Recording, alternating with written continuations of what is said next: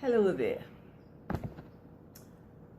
In our first session, we dealt with the meaning of personal branding. Meaning, I said that your personal brand is every single thing about you.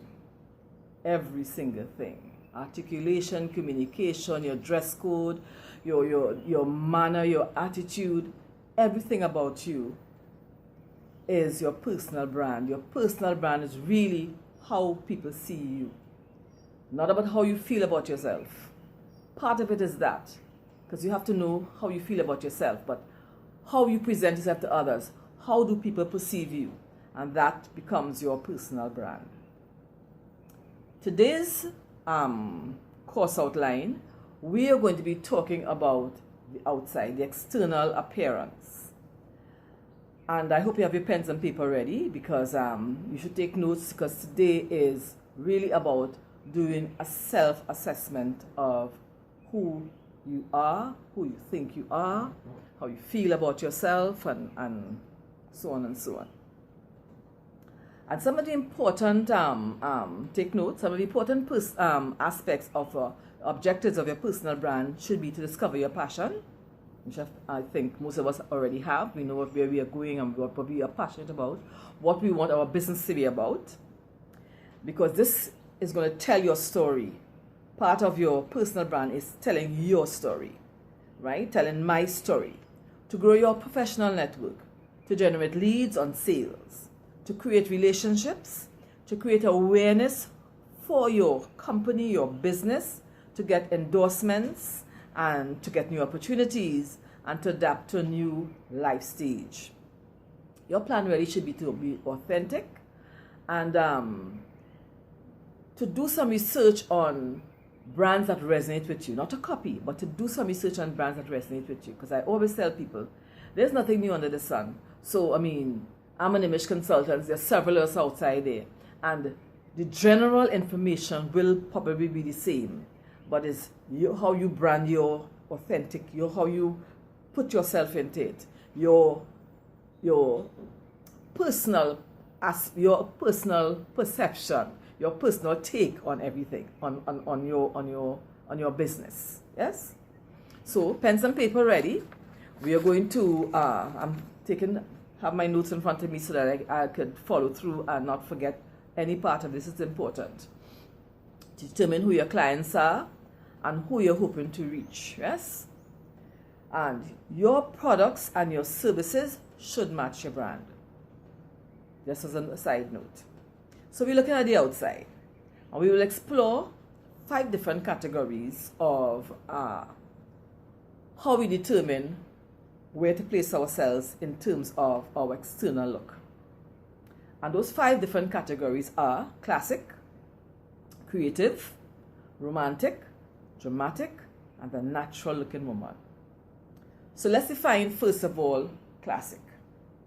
That woman is always elegantly and appropriately dressed for all occasions. Her image and personality usually go hand in hand. Yes? Her image, her personality, always the same. It matches. Yes? She's organized and gives the impression of a dependable, credible person. When you see that person, you're not going to doubt about that person's credibility. You're going to believe that person. She's going to be believable. She never follows trends and does not go after bargains. Never. She tends to shop for quality, timeless, elegant pieces with clear, sleek lines. Do you know anybody like that? You're always polished. She's always polished and neat, and is very confident, even in formal wear. Her preference is structural. Her handbags, her shoes, always immaculate. And she tends to own or favor wearing pearls. A couple examples of those women who we know are in public life is former Secretary of State Condoleezza Rice, very classic woman. Classic, sleek lines, always simple, but well put together at all times. Former First Lady Michelle Obama. Classic, a little more trendy, I would say. Yeah, a little more, but also a classic woman, the late Jackie Kennedy Onassis. We can still adapt some of her styles some way back when. You know, those of you who are too young to know who she is, who should know who she is, Google her and look at some of her pictures. And Speaker of the House, Nancy Pelosi. Those are some examples of women who are classic dressers. Classic. And I like to say, and I like to, because there's my observation and it's my, in working with others, that some of us cross lines. We have a bit of this and a bit of that. We generally might be a classic, but we have a little bit of some other genre of dress incorporated in who we are. Yes, I can be classic, but I'm not really classic now. I don't favor pearls. Not really. Okay? Then we come across, then we have the creative woman. She's someone who likes to dabble in fashion. So she's more of a trendsetter. Right? She creates her own style mostly though. And her clothing never subscribes to the norm. Right? She'll create a brooch out of a button that she has off of a jacket that she had from somewhere before, a sweater or something. She'll create earrings out of a piece of wood or some piece of metal. She'll be very creative in her style. That's the creative woman. And her style will communicate what she stands for. That she's out there. She's confident of who she is, and she doesn't have to follow what I am doing or what you're doing to be herself. And some of those people, if you look at fashion and style, Solange Knowles to me tends to be one of those people. She, that's sister of Beyonce. She tends to wear things that seems to be her own kind of something. Very trendy, very creative, very stylish, and very her own. Yes? Lupita Nyong'o wore a dress to her very first red carpet event that really is Lupita. It still stays in our head, in my mind today, as being a standout. My jaw dropped up when I saw her.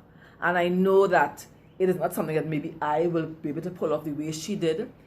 It was her own style. Her designer, her stylist really got it right.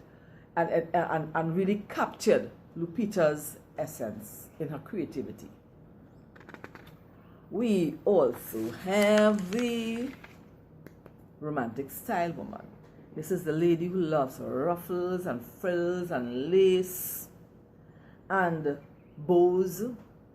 She's always feminine and ladylike. But those things tend to be what, when you think of femininity and girly and being girly, frills and lace and stuff usually tends to be those kind of people who wear that kind of thing. And she's always conscious of being well turned out. Every time she steps out of her house, you'll never see her in sweats except if she's at the gym. And even at the gym, there might be some little flowers or something on her sweatpants. You would never see her even going to the grocery store without full makeup on. And not full cake on, but full nicely done face looking good. Always. Her hair is always neat. She likes her neat hairstyle. And her person, that person is drawn to dresses and skirts rather than tailored pantsuits. She loves dresses and skirts. So I could probably say I'm a little bit of a romantic, even though I'm not into the frills and lace per se, but I do favor dresses and skirts rather than pants. And some of the people who I can say fall into that category are people like Emma Stone, that actress, who's always in something lacy and frilly. Kendall Jenner tend to like fringes on her pants and on her clothes and that kind of thing. They tend to be what I would classify as romantic dressers, romantic style dressers. So we need to write these things down, look at ourselves, and see where we feel that we fit in. Yeah? Self-assessment is important because we have to know who we are and we have to be authentic in how we display ourselves on a daily basis. The dramatic woman, dramatic style. Her personality just loves to make an entrance. Who do we know that likes to do that? You wear things that you know people will look at you. Who can I think of right now? A lot of people. Angela Bassett. She comes to mind. That woman who wore the swan in front of her dress to the one of the award shows in the red carpet a couple of years ago. Helena Bonham Carter, who wears different color shoes on her feet. Dramatic. So there's different types of drama. The drama could be that you are out there with the hairstyle, out there with the jewelry, out there with the dress, or maybe just out there all together. A pair of shoes that have two different colors, maybe. She's glamorous, yes, this woman is. And she's confident, because in order to pull that off, you have to own yourself. You have to really feel good about who you are. She always gives the impression of strength and independence. And she loves bold jewelry. Shopping is her favorite pastime. To source her high fashion, she's always coordinated in her colors, and she shops on impulse, but she never dresses on impulse. She always plans what she's going to wear. That's not an impulsive something. Those dramatic women always tend to plan ahead. They know exactly what they're going to wear. They know an occasion is coming up. So it's always a planned thing. So she will buy on impulse, but she never dresses on impulse. The natural style woman, however, is easygoing, prefers comfortable and easy to maintain clothes, stays clean of clear of frills and bows. She can wear tailored loose clothing. She values comfort and prefers simple natural makeup. She's drawn to classic fashion, but prefers it in a more relaxed way. For example, a pair of jeans and a crisp white shirt. Examples of women who I will call natural stylists first comes to mind: Whoopi Goldberg, Alicia Keys, and strangely enough, Jennifer Aniston. Because to me, her style is always very simple. Her makeup is always very simple. Even though her style of dress might be different to Whoopi's. I consider her to be one of those women who kind of more natural. Her hair is always soft and flowing. I very rarely see her in up styles. So she's, to me, an example of a woman who prefers natural style. Right? And there are some of us who cross the genres. Like I said myself, I like my hair natural. But I also like my hair blowing in the wind. Even when I straighten my hair, I always like to have my hair tousled. I never like sleek, coiffed hair. I will probably wear a sleek suit and the hair will be flying in the wind. So I am one of those people who cross over different areas of life. You have to decide who you are, what you want to be, how you want to portray yourself. What is your authentic self? What is your authentic you? Who you are. I know I'm Cheryl Dian, and I know exactly who I want to be. I know exactly how I want to be portrayed in this life. I know whenever you look at me, you can tell that I'm a woman who is conscious of who I am. I'm colorful. I'm Caribbean. An image consultant. So I style people. So I have to look that way. So I tend to not follow trends, create my own styles, but yet be stylish. I tend to be a little dramatic sometimes when I enter a room. It can depend on what I'm wearing and depend on where I'm going. I try always to be confident. Walk into a room and own my space. I try always to be nicely turned out. I plan ahead.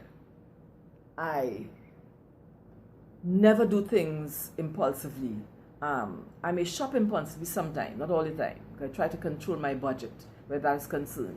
I try to plan my wardrobe in a way where I add pieces that could match other pieces rather than just have things that I call orphan pieces in my wardrobe. And when I have to go somewhere, I'm always running to the store or the boutique to get something to wear to that occasion. So I tend to try to keep